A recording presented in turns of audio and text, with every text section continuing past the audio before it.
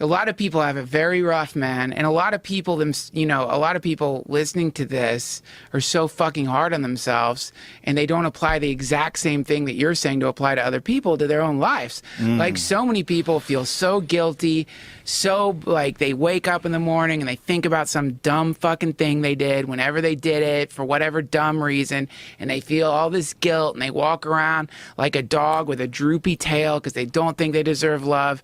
And so I think that to get to the place you're talking about, which is a fucking awesome place, empathy for all human beings, loving everyone to the best of your ability, you got to start with the person closest to you, right?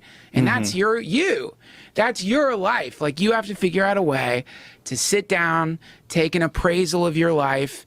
Don't skip anything. Don't ignore anything. Look at the whole way that you're playing the entire game and understand that all the things that you've done that are stupid, what the fuck did you expect yourself to do? Like, you're temporarily existing in a dimension that is actively destroying you in every single moment. You're not going to be perfect.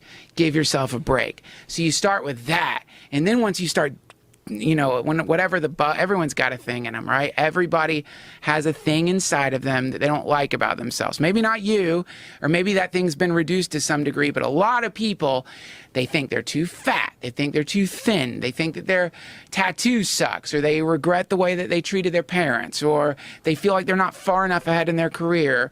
Whatever the fucking thing it is, man. Everybody has this aspect of themselves that they're really unhappy with. So if you get really honest about the parts of yourself you're unhappy about, then you will be excited to learn that you've been being attacked by those aspects of yourself in the form of everyone you think's an asshole. So it's like you're projecting those parts of yourself out onto the world. So all the people where you're like, man, that guy's a fucking douchebag.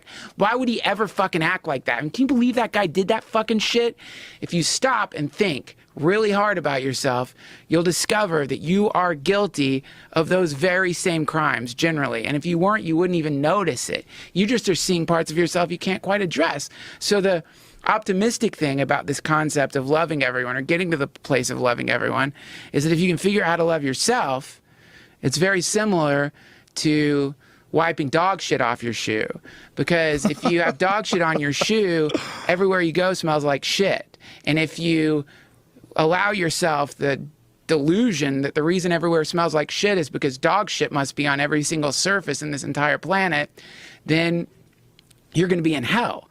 But what a glorious moment when you look at your shoe and you're like, oh, just shit on my shoe. The entire planet isn't covered with shit. It's actually just shit on my shoe. And like in the same way, once you recognize that there's a little piece of karmic dog shit that's gotten stuck inside of your life, and instead of hating that piece of dog shit by torturing the people around you who manifest the same propensity you dislike in yourself, you forgive that part of yourself and actively learn to love it, or at least just understand that it's there because it was trying to protect you when you were a kid, and it manifested as a callus to keep you from whoever was fucking with you, and that's why you don't like it. It'll shift a little bit, man, and you will notice a significant reduction in that swarms of assholes that were previously surrounding you. It's a fascinating thing. Suddenly people just stop bugging you as much, and that's because you've gotten into yourself and you said, I love you, you did the best you could do, you didn't know, you were half asleep, you were fucking drunk. All thoughts intrusive? In some ways, yeah. I mean, I think sometimes you can intend a track, especially when you're able to like get into your mind and set your intention, almost like meditating. Yeah. You can intend your way through a track of thought. Yeah. But a lot of times they just appear. To me, it just seems like you kind of pick the thoughts you want to focus on. And because it's like, I can't make a thought appear. Like, it's a really interesting concept, which is thought.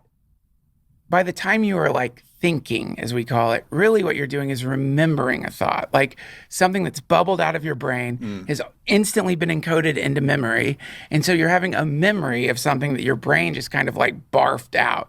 And so from that perspective, the whole idea of who we are, especially if you feel wound up in your thoughts, is kind of off in the sense that, yeah, maybe you can like decide, all right, I'm going to think about a rainbow.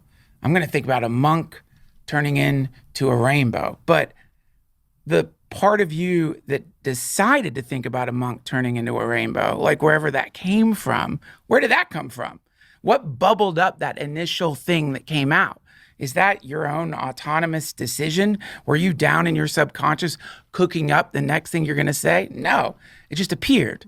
So claiming ownership of it is kind of interesting. You know, it's a curious thing people do. It's at the very least a paradox.